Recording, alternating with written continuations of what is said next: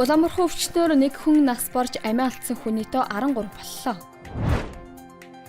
Онцгой эдлийн алба хаагчид 9 хүний амь насыг авран хамгаалжээ. Баянзүрх дүүрэгт автомашин шатсан 2 тохиолдол гарлаа. Их сургуулийн диплом гаргуулахаар их хэмжээний мөнгө өгч залилуулжээ. Хурамч арх согтуурлах төрлийн ундаа худалдан борлуулах явдал нэмэгдэх хандлагатай байна. Брэдэд Орсын шинжлэх ухааны өдрийг ёсолт өдөр тэмдэглэлээ. Ice Global-ийн цөөн хурмын мэдээ эхэлж байна. Улаанмархан өвчнөөр нэг хүн нас барж нийт нас барсан хүний тоо 13 боллоо.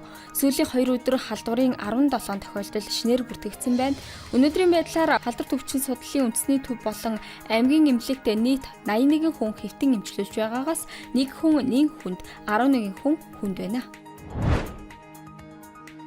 Улсын хэмжээнд өнгөрсөн 7 хоногт 8 дүүрэг 22 суманд аюулт үзэгдэл Ослын 79 удаагийн дуудлага бүртгэгджээ. Онцгой эдлийн алба хаагчид 9 хүний амь насыг авран хамгаалж 12 хүнийг утаачлалтын бүсээс гаргасан байна. Нийт дуудлагын 70 нь ахуйн гал төмөр байсан бол 7 нь хүний үйл ажиллагаатай холбоотой осол байжээ. Мөн газар хөдөлж биологийн гаралтай аюулт үзэгдэл тус бүр нэг бүртгэгджээ. Баянзүрх дүүрэгт автомашин шатсан 2 удаагийн явдал гарлаа. Тодорхойлбол өнөө өглөөний 5 цагийн орчимд 34-р хороонд Subaru Forester загварын суудлын автомашины хөдөлгүүрийн хэсэг шатаж байсныг онцгой эдлийн алба хаагчид унтраажээ. Мөн өнгөрсөн амралтын өдөр Subaru Impreza загварын суудлын автомашин бүрэн шатсан байна.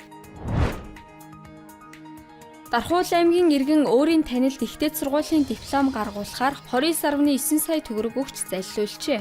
Ихтэйд сургуулийн диплом үнэмлэх гэрчилгээ нь заавал аль биесний байгууллагаар дамжиж сэрийн дугаар нь улсын бүртгэлд бүртгэгддэг. Тиймээс хууль бус амлалтад хуурдахгүй байх, с жигтэй санал зөвлөлийг хууль хяналтын байгууллагад нэн даруй мэдээллийг цагдаагийн байгууллагаас анхаарууллаа. Арх согтуурлах төрлийн ундааг хууль бусаар үйлдвэрлэх, худалдан борлуулах явдал нэмэгдэх хандлагатай байна. Өнгөрсөн онд ийм 563 үйлдэлд арга хэмжээ тооцжээ. Хурамч архинд хүний эрүүл мэндэд онц ноцтой хортой байдас агуулсан байдаг. Иймд зөвхөн тусгай зөвшөөрөлттэй худалдааны цэгээс худалдаа авах, шошиг он сар өдрийг сайтар шалгах, хурамч спирттэй холбоотой мэдээллийг 102 тусгай дугаарт мэдээлэхийг уриалж байна. Брэдэд Орсын шинжлэх ухааны өдрийг ёслолт өдөр тэмдэглэн өнгөрүүлжээ. Уг өдөр нь жил бүрийн 2 дугаар сарын 8-нд болдог бөгөөд Брэдийн засгийн газраас найдал улсын уралдааны ялагчид болоод төрийн дээд одон медалаар шинжлэх ухааны салбарынхныг шагнаж урамшуулсан байна. Ice Global-ийн цөөн хурмын мэдээ байлаа. Ажлын амжилт хүсье.